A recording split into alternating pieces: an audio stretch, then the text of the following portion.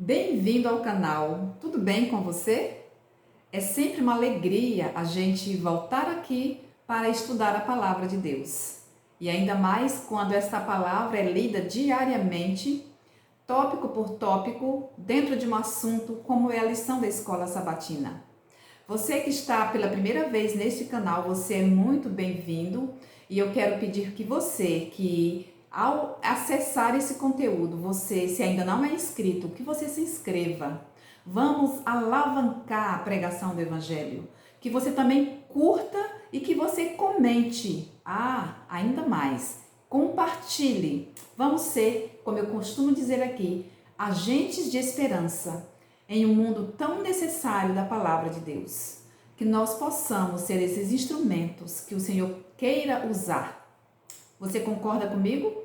Que nós fomos chamados para levar as boas novas da salvação de Cristo Jesus a toda tribo, nação, língua e povo? Portanto, vamos nos unir nesta tarefa tão maravilhosa, porque Jesus precisa voltar. Oremos ao Senhor nesse momento. Querido Pai, obrigada por este encontro que nós vamos ter aqui ao estudar a Tua Palavra. Que o Senhor seja o nosso professor, que o Espírito Santo encha a nossa mente e o nosso coração para que possamos compreender a Tua Palavra, em nome de Jesus. Amém. Estamos na lição de número 7, Fundamentos Proféticos. Para aqueles que não são adventistas, nós temos este manual. A cada 3 meses nós temos um manual com um assunto a ser estudado durante 3 meses. E nós estamos estudando agora, até o mês de junho, abril, maio, junho, este tema, alusões, imagens e símbolos. Como estudar a profecia bíblica. E nós estamos no 7º tema, fundamentos proféticos. A profecia serve para mostrar que Deus tem o controle da história do universo, sabia? Que apesar de às vezes parecer que tudo está fora do controle, mas nós temos um Deus que controla todo o universo. Ele está no comando, fique tranquilo. Deus está no comando de todas as coisas nessa terra. O verso da lição, o verso central diz, está em Isaías 6,8. Depois disso, ouvi a voz do Senhor que dizia, a quem enviarei? E quem há de ir por nós? Eu respondi, eis-me aqui, envia-me a mim. Isaías, em visão, ele contempla a sala do trono e os serafins destacam a santidade de Deus. Diante dessa cena, Isaías tem uma reação. Isaías se reconhece pecador, homens de lábios impuros. Então, um serafim tira do altar uma brasa viva e toca a boca do profeta. E o profeta Isaías é perdoado, é purificado. Sabe o que o perdão faz com a gente? O perdão liberta, o perdão quebra as correntes do pecado. Deus é o fundamento de tudo o que é bom, pois Ele é o Criador. Lá em Gênesis 1:1 diz que no princípio criou Deus os céus e a terra. Então Deus é o nosso Criador. O direito de Deus de governar o universo está fundamentado em sua posição como Criador de todas as coisas. Se Ele criou todas as coisas, é justo que Ele governe todas as coisas, né? Apocalipse 4:11. E também está fundamentado, além da sua posição de Criador, esse direito de Deus governar está também pautado em seu caráter. Ao descobrir o caráter justo do Senhor, nós começamos a entender como e por que os pecadores estão destituídos da glória de Deus. Quando Adão e Eva pecaram ali no Jardim do Éden, eles foram destituídos da glória de Deus. E a partir disso, toda a humanidade, depois deles, também foram. Nesta semana, nós vamos avançar no estudo das visões sobre a sala do trono e considerar como a raça humana pode se relacionar com Deus Santo e como o sacrifício de Cristo pode nos restaurar e nos aproximar do trono divino. Deus planeja nos restaurar não apenas como indivíduos, mas também como povo, para que mais uma vez revelemos a sua glória ao restante do mundo. Isaías, Ezequiel, João, eles tiveram visões do trono de Deus. Já pensou que coisa linda? Mas de que maneira isso impacta a minha e a tua vida? A lição de domingo, eis-me aqui, envia-me a mim. Dando sequência ao verso para memorizar da semana, né? A visão impressionante do trono de Deus deixou Isaías dolorosamente ciente dos seus defeitos. Imagina tendo aquela visão dos anjos, dos querubins, clamando, dizendo santo, santo, santo, santo, e enchendo o lugar com a presença de Deus. E Isaías ali, um pecador, diante de tantos pecadores também, que a nação de Judá também em pecado, e Isaías também, ele se viu pecador. Ele não porque ele era um profeta, ele se considerava melhor do que os outros, não. Nesse momento aqui, ele reconheceu quem ele era também, a sua indignidade. Ele se reconheceu pecador. E ele clamou, ai de mim, estou perdido. Quem não clamaria da mesma forma diante de uma cena tão santa? Quem não clamaria assim como Isaías, ai de mim, sou pecador, estou perdido. E aí ele ainda continuou, sou homem de lábios impuros e habito no meio de um povo de lábios impuros. Mas na presença de Deus, nós sentimos que estamos perdidos, sim. Isaías estava prestes a ter a experiência mais marcante da sua vida. Isaías 6, de 6 a 8, Isaías sabia que o pecado destrói, pois o salário do pecado é a morte. No entanto, em vez de nos abandonar às consequências do pecado, um Deus de amor nos atrai para si. Qual foi o resultado desse encontro de Isaías com Deus? Aqui, o texto bíblico de Isaías 6, de 6 a 8, diz que Isaías reconheceu-se pecador e foi perdoado por Deus, foi purificado. Isaías responde com gratidão por aquilo que o Senhor fez por ele. Eis-me aqui, envia-me a mim. Isaías se oferece prontamente para a missão. Que considerações nós fazemos dessa lição de domingo? Que Isaías foi purificado quando um serafim pegou uma brasa com uma tenaz, que é essa ferramenta que a lição aqui mostra na imagem, né? Pegou essa brasa com essa tenaz lá do altar e tocou então com essa brasa a boca de Isaías. Os pecados de Isaías foram perdoados e ele estava agora apto a ficar na presença de Deus e ser seu representante perante o mundo. Assim como Isaías, nós necessitamos contemplar mais a Deus em comunhão, para que também sintamos a nossa conduta pecaminosa, a nossa indignidade. E que nós, assim como Isaías, também exclamemos, ai de mim, sem Cristo estamos perdidos. Sem Cristo estamos perdidos. Jesus, o Cordeiro que foi morto, em quem temos vida, também nos purifica, nos perdoa e nos reconcilia com Deus. O nosso coração, uma vez perdoado, uma vez salvos, deve ser grato pelo benefício da cruz. E como resposta ao que Cristo fez e faz por nós, que nós também possamos nos colocar como representantes de Deus aqui na terra, assim como Isaías se colocou. O Senhor habilitará a obra, cada homem e mulher, para cooperar com Ele, com o poder divino. O Senhor habilitará para a obra. Ele vai me habilitar, vai te habilitar, para que nós assim possamos cooperar com Cristo na pregação do Evangelho. Muitas vezes nós apresentamos justificativas, nós tentamos fugir dessa responsabilidade. Quando Deus perguntou para Isaías, quem enviarei? Quem há de ir por nós? Isaías poderia muito bem ter dito, não, Senhor, eu não vou não. Eu não posso ir, eu me sinto fraco, eu me sinto desabilitado. Mas não, ele respondeu, eis-me aqui. Quando Deus chamou Moisés para libertar o povo lá do Egito, Moisés, ele tentou fugir. Ele disse que era gago, que ele era pesado de língua. Quando Deus chamou Jeremias também, Jeremias disse que não passava de uma criança e que não falava bem. Quando Deus chamou Jonas não disse nada, ele só fugiu. E você? Que resposta você tem dado a Deus pelo presente que Ele ofereceu a nós, seres humanos, que foi ter dado o Cordeiro, que morreu por nós para nos salvar? para nos redimir da culpa do pecado. E Deus nos chama para cooperar com Ele nessa pregação hoje, nos últimos dias, como um pregador da verdade presente, das mensagens de Apocalipse 14, né? As 3 mensagens angélicas. Deus nos chama para sermos cooperadores nessa pregação do Evangelho. E que resposta eu estou dando? Que resposta você está dando?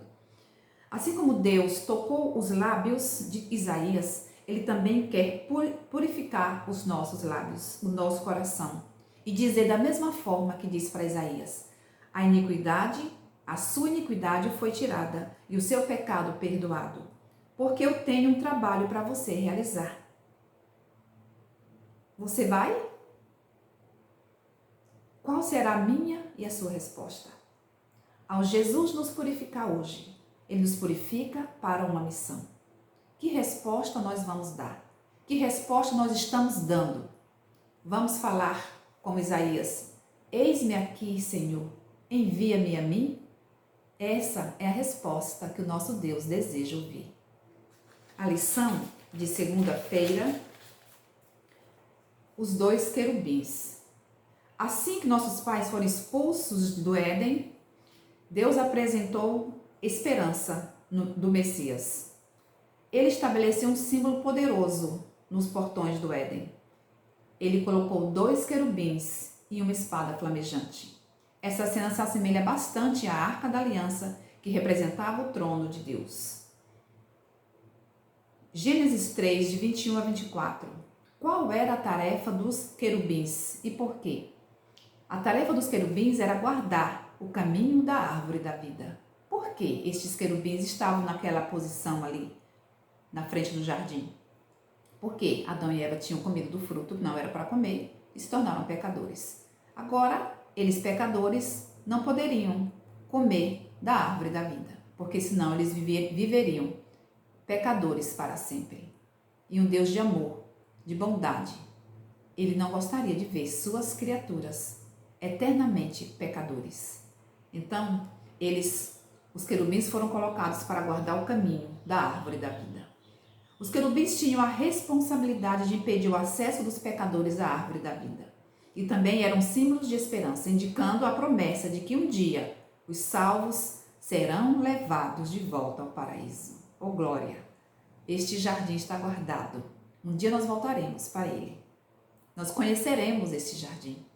Adão, então, nem se diga qual será a reação de Adão diante desse jardim, que um dia ele esteve ali presente, morando nele, cuidando dele.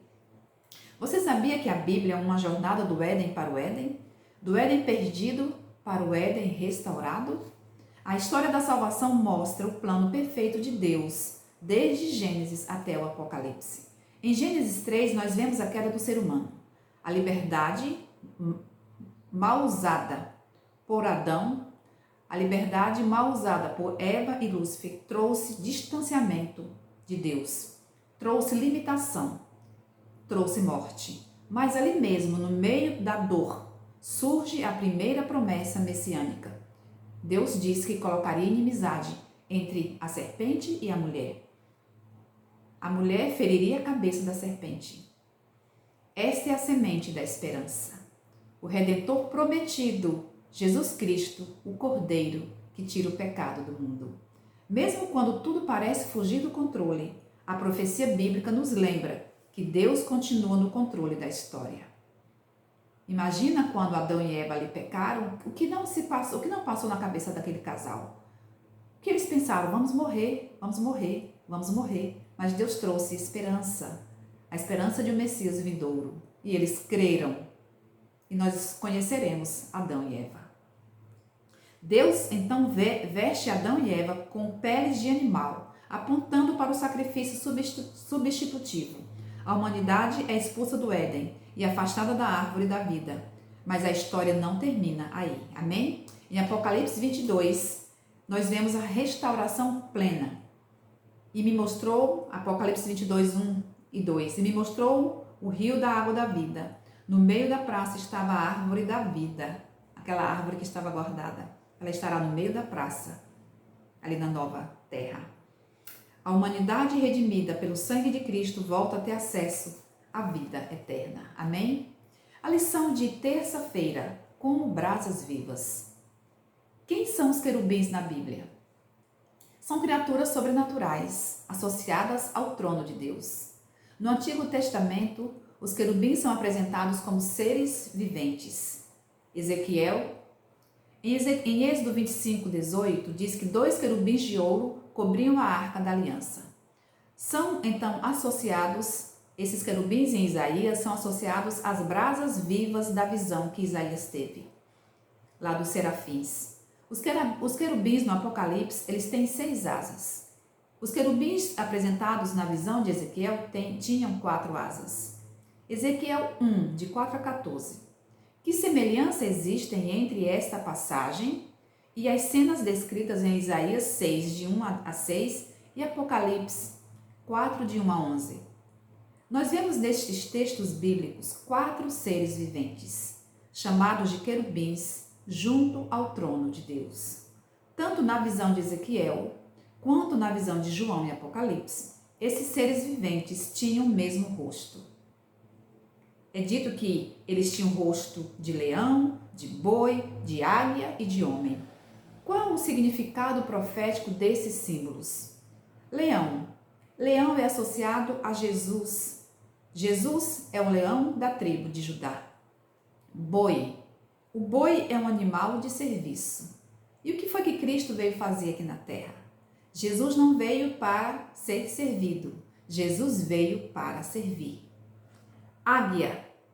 Qual é o pássaro, a ave que voa mais alto? É a águia. E Jesus é Deus. Jesus está acima de tudo e de todos. Jesus é Deus. E a figura de homem? Jesus aqui não é apenas filho de Deus. Em sua encarnação, Jesus se tornou também o filho do homem. Os querubins estão intimamente ligados ao trono de Deus. Todas as criaturas de Deus, todas foram criadas, projetadas para refletir a glória de Deus, a raça humana e os seres celestiais. Que reflexões nós tiramos da lição de terça-feira? Por causa do pecado, a humanidade cessou de ser o templo de Deus. Deixou de revelar a glória de Deus. Mas aí veio Jesus encarnado. E por meio do seu sacrifício nós fomos reconciliados com o Pai. Nós voltamos então a ser novamente o templo de sua habitação. Na visão de Ezequiel, há algo que a gente vale ressaltar na visão de Ezequiel. Os querubins tinham debaixo das suas asas o que parecia ser a mão humana. Ele aqui na visão, ele vê um vento tempestuoso e vê rodas dentro de rodas e uma mão por debaixo, e as rodas estavam interligadas de um modo tão complicado que parecia uma confusão. Você lê ali, você vai entendendo. Mas a verdade é que elas todas se moviam em perfeita harmonia. O que isso nos ensina? Que assim como as rodas com aparência tão complicada estavam sob o comando da mão por baixo das asas do querubins, também o complicado jogo dos acontecimentos humanos está sob o controle divino. No meio das lutas e tumulto das nações, Deus, que se assenta sobre os querubins, continua a conduzir os assuntos da terra. Se a sua vida está um tumulto, se ao seu redor é confusão, se você não sabe o que está acontecendo e se pergunta, fique tranquilo. Deus está no comando. Deus está conduzindo tudo conforme o seu querer. Nada está desgovernado. Por mais que aparente, mas nada está fora do controle do Deus eterno que está sentado no seu alto e sublime trono. Deus está no controle de tua vida também. Deus está no controle das lutas que te afligem. No fim, tudo vai ficar bem. Porque o Deus que nos criou é o Deus que nos mantém. É o Deus que governa. É o Deus que vê o ontem, o hoje e o amanhã. E de Gênesis a Apocalipse, nós vimos e nós vemos que no fim tudo vai ficar bem. A lição de quarta-feira, Deus no meio do seu povo. Guiados pela presença de Deus que se manifestava na nuvem, os israelitas deveriam parar em sua jornada para a terra prometida e armar o tabernáculo, de modo que as tribos montassem seus acampamentos ao redor dele. 3 tribos de cada lado. A presença de Deus desceria no lugar santíssimo e se estabeleceria no meio do povo. Em cada um dos 4 lados do tabernáculo havia uma tribo guiando as demais. De acordo com Números 2, quais eram essas 4 tribos? Como Deus é organizado? Deus é lindo. Deus é um Deus de ordem. Mesmo o seu povo marchando no deserto, eles marchavam em ordem. Mesmo eles acampando sob o sol no deserto, eles acampavam em ordem. E como está a nossa vida também está em ordem diante desse Deus de ordem? Aqui em Números 2, no verso 3, diz que a tribo que estaria acampado ao lado leste era a tribo de Judá. A tribo ao lado do sul do tabernáculo estaria a tribo de Ruben, comandando outras tribos. Em número 2, 18, a tribo que estaria a oeste do acampamento era a tribo de Efraim. E a tribo ao norte estaria a tribo de Dan. Alguns destaques nessa lição. Você sabia que Deus falou a Moisés do tabernáculo que havia sido erguido um mês antes? Êxodo 29, 42. A construção desse tabernáculo ali no deserto demorou aproximadamente meio ano, 6 meses. Deus aqui no capítulo 2 de Números estabelece para Moisés que fosse feito o censo, uma contagem. E esse censo era para ser feito de uma maneira ordenada por unidades familiares e não por grupos econômicos ou políticos. Somente os levitas não seriam contados, porque eles cuidariam do tabernáculo do testemunho, Números 1:50. Os levitas acamparam ao redor do tabernáculo do testemunho a fim de prevenir alguma profanação do lugar que a glória de Deus santificou. Êxodo 29 e Números 1:53. Ao redor do tabernáculo estariam as 4 tribos, mas bem do ladinho, entre a tribo e os tabernáculos, estavam os levitas, distribuídos também. Era a tribo aqui, o povo de Merari, o povo dos Gersonitas e o povo dos Coatitas. E do outro lado, Moisés, Arão e os seus descendentes, ao lado leste. Então, entre a tribo responsável, a tribo aqui, que estaria guiando as demais, estavam também os levitas.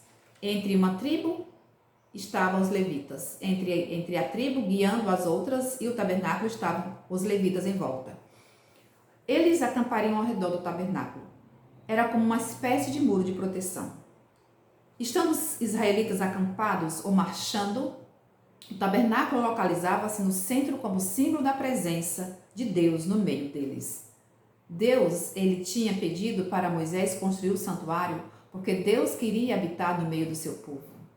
Deus também quer habitar no meio da sua descendência, do seu povo hoje. Deus quer habitar na minha vida hoje. Deus quer habitar na tua vida hoje. Deus quer habitar no meio da nossa família. Porque Deus quer nos guiar também, não para a terra prometida, mas para Canaã celestial. Deus está nos guiando hoje. E Ele, para nos guiar, Ele quer habitar comigo e com você. Para que nós não percamos a direção. Para que nós não erremos o rumo. Para que nós cheguemos em segurança ao destino que Deus traçou para nós.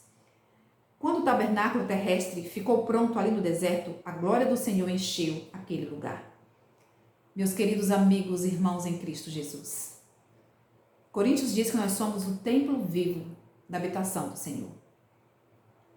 Nós somos o templo de Deus, o santuário do Espírito Santo, e Deus quer nos encher para que assim também possamos glorificá-lo e revelar o seu amor ao mundo. Deus quer nos usar como templos vivos. Cada um de nós que conhecemos o seu amor, que aceitamos o sacrifício de Jesus e fomos reconciliados com o Pai, nós somos chamados para sermos a habitação desse Deus maravilhoso. O Deus que guiou o povo no deserto, que habitou com eles. Esse mesmo Deus quer nos encher com o seu Santo Espírito para fazer de nós a habitação da sua morada. E, sendo nós esses templos vivos, possamos glorificar a Deus com a nossa vida, com o nosso testemunho, dizendo de quem nós somos, dizendo para onde nós estamos indo e convidando outros para caminharem conosco em direção ao lar que Jesus já preparou para nós. A queda de Lúcifer é a lição de quinta-feira.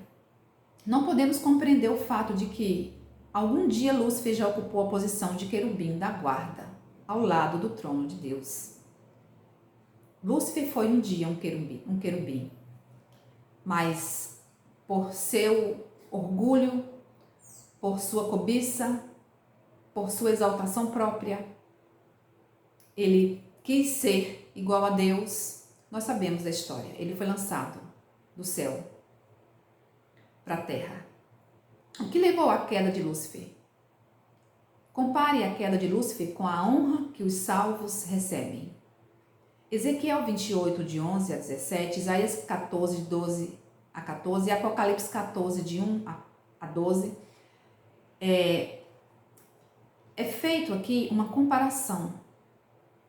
Lúcifer, ele esteve no Monte Santo de Deus. Isaías diz, Ezequiel também, que Lúcifer esteve no Monte Santo de Deus, no Éden. Ele andava no brilho das pedras, mas ele quis tomar o lugar de Deus. Ele quis tomar o lugar desse governo de Deus. E por isso ele foi lançado fora. Ezequiel 28, 13 e 14. Por outro lado, os remidos estarão no Monte Sião, com Cristo. A raça humana voltará ao Éden por meio de Cristo. Ellen White nos diz que o céu triunfará, pois as vagas deixadas pela queda de Satanás e de seus anjos serão preenchidas pelos redimidos do Senhor. A verdade sobre os anjos. Deus quer preencher o lugar que era de Lúcifer e dos anjos. Deus quer preencher com a minha e com a tua presença. Nós estamos nos deixando ser levados para este lugar. Uma vez Cristo habitando em nós, estamos permitindo que o nosso corpo seja realmente a morada do Deus Santo, para que nós possamos ocupar também e morar e estar ali no Monte Sião com o Cordeiro de Deus. Voltarmos ao Éden, a nossa morada original. Nós vamos para o céu. Amém? Você crê nisso? Você vive por isso? Você sonha por isso? Com isso?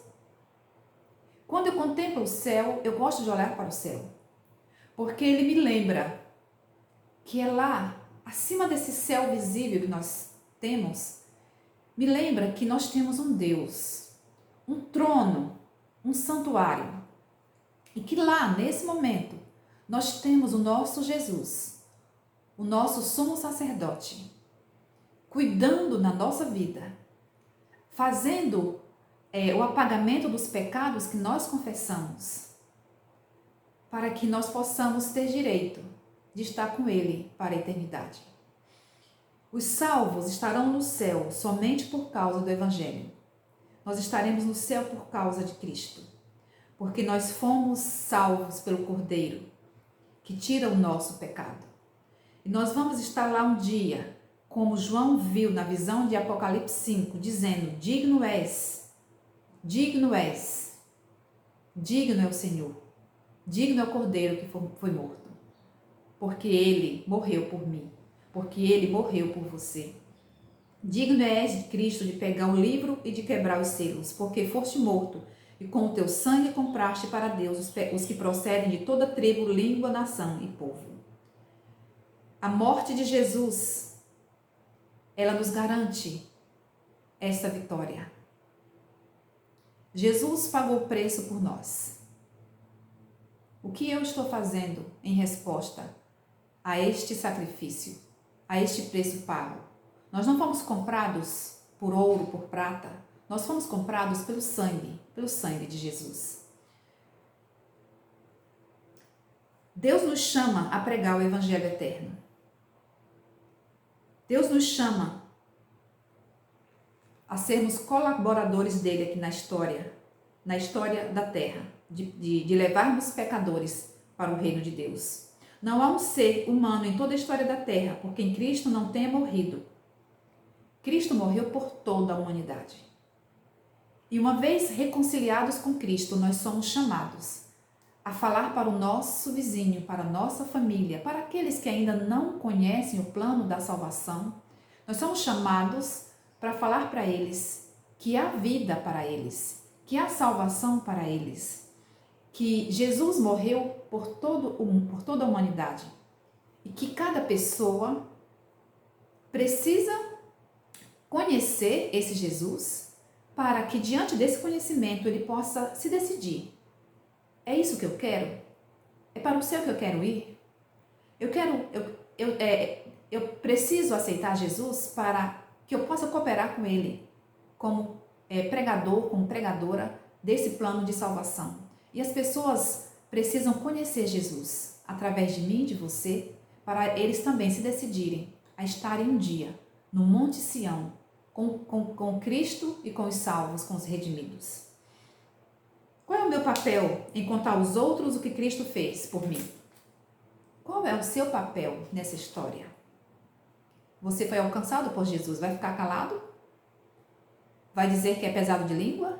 Vai dizer que as pessoas não merecem porque fizeram estão fazendo algo terrivelmente cruel? Não. O nosso papel, assim como nós fomos alcançados, é sermos esses agentes também, representantes de Deus aqui no mundo e levarmos a salvação de Cristo Jesus para as pessoas. Para finalizar, imaginemos estarmos diante de Deus com todos os nossos pecados. O que nós mereceríamos? Nós mereceríamos a morte. Qual é a única esperança? Nossa esperança é Jesus. Ele nos cobre e no juízo, Deus, ele cuida de cada caso, porque Deus é justo. Nós temos um advogado junto ao Pai, Jesus Cristo justo, que hoje ele faz o papel de advogado, de intercessor, e ele é o nosso justo juiz.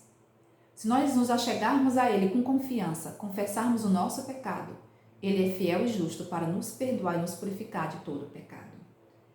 João Batista desempenhou o papel dos serafins. João Batista era uma lâmpada que iluminava o mundo ao seu redor. Ele foi o precursor de Cristo, anunciando a primeira vinda do Messias. Nós também somos estes serafins. Nós também somos esta lâmpada que ilumina ao nosso redor. Nós também somos os precursores de que Cristo vai voltar. Nós somos os anunciadores de que Cristo está voltando. Nós precisamos anunciar que a vinda do Messias, a vinda de Jesus, está às portas. Vai você ficar calado ou vai você anunciar? Vai você dizer que não pode ou vai você dizer, eis-me aqui, Senhor, envia-me a mim? Senhor, estou pronta. Senhor, estou pronto para pregar a tua palavra. Senhor, se eu não sei, me ensina. Às vezes você vai pregar com o seu testemunho. Às vezes você vai pregar com o seu silêncio. Às vezes você vai pregar com uma oração. Às vezes você vai pregar com louvor. Às vezes você vai pregar ajudando alguém em suas necessidades. Faça alguma coisa. Façamos alguma coisa para dizermos que Jesus está voltando, porque as pessoas estão sedentas. E Deus quer fazer de nós a habitação do seu Espírito, para que nós possamos ser transformados e assim tocarmos outras vidas para o reino dos céus. Que Deus nos use nesse pouco tempo que nós temos aqui na terra, como seus instrumentos para anunciar a brevidade da sua volta. Que o Senhor nos abençoe.